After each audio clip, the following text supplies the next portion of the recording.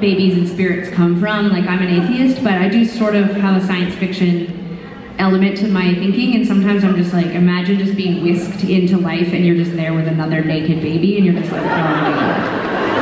I mean, I know how it works, like you're not literally a baby when you first get there, but it's like, just even on like literally a cellular level, like I was like, what are all of those other cells doing in here? Is that gonna be living in the studio apartment with me? You know.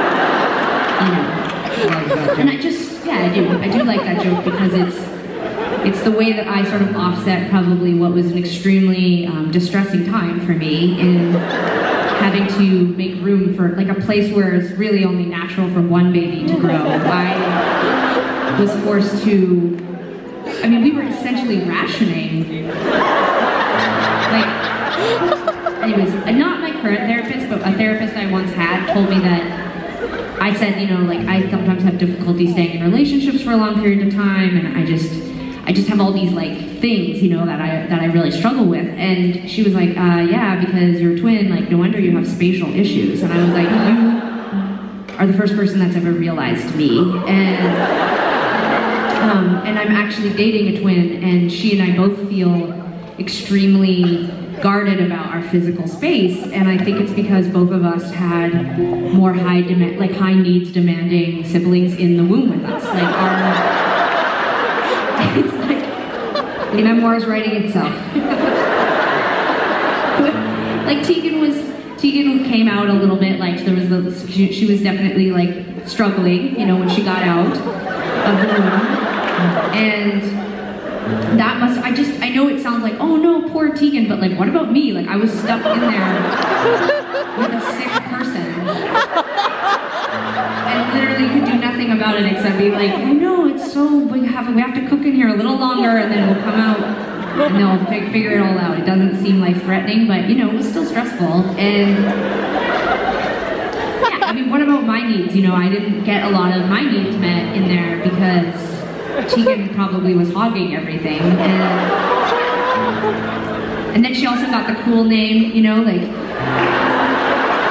my parents were like, first baby, you know, Tegan Rain, and then they're like, oh, the other, give her just something normal, you know, just give her a shot in life, you know, just maybe she's gonna be an accountant or. Do you know what it's like to go through life where people either want Tegan and Sara or just Tegan because they're like, the Sara one just doesn't stick in people's brain, you know? It just doesn't. I'm joking. I'm just teasing. I use your name when I get coffee. She does. You know how fucked up this is? Literally in front of me. Literally in front of me. I will order something at like a Starbucks and they'll say, a name, and I'm like, Sara, and then they'll be like, and for you, and Tegan will be like, an Americano, please, and they'll be like, name, and she's like, Sara, and then we're both standing there with the same face, and this person knows now that our family is so demented that they named us the same name.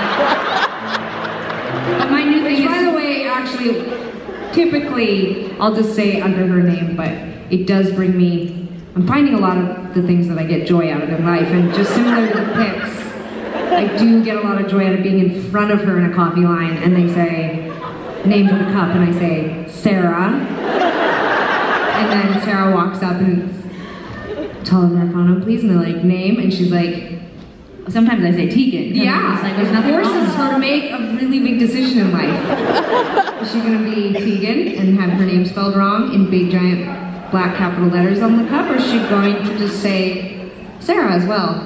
Both of us are named Sara. The whole situation is so warping for my mind that sometimes I feel like I am in Fight Club and that this whole thing has been like a psychotic fever dream, and you guys are just here to watch this whole like craziness go down where like I go between the positions as if it's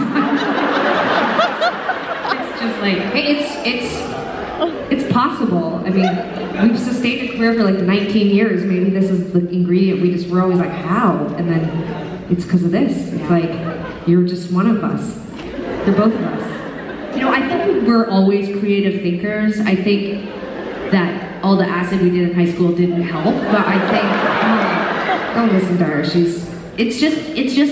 We're consider it fake for a news. moment that even if you guys reassure me and confirm for me that there's two of us, in the back of my mind there's like 2% of me that believes that I might just be a distortion of, I don't know, like the Matrix just glitched out and I think I'm two people but I'm actually just one. Anyways, this is the hopeful part of the record, so let's get to it.